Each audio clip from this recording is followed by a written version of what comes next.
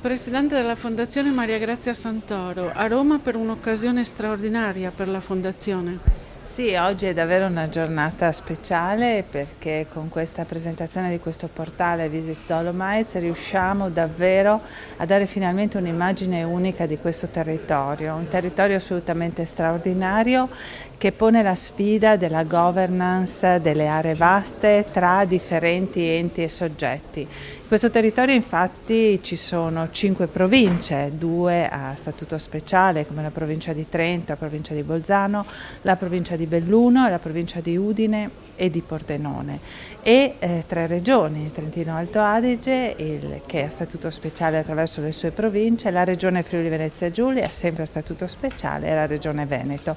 Una sfida della governance quindi che vuole andare oltre una strumentazione per guardare davvero quali sono i temi e i problemi di una valorizzazione di un territorio che è stato definito bene mondiale dell'UNESCO.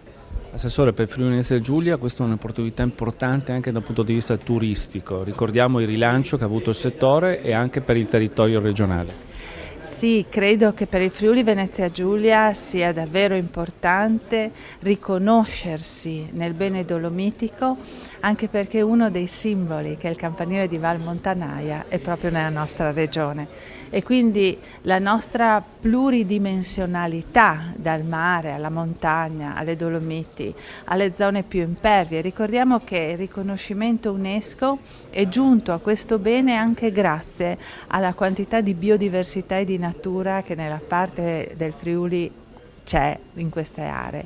Quindi è una grandissima opportunità che ci permette di guardare avanti e di guardare con ottimismo davvero questi numeri delle ultime stagioni che stanno vedendo la Regione Friuli Venezia Giulia come sempre di più una meta per quel turismo di qualità che ci piace pensare sia il turismo che frequenta anche le Dolomiti.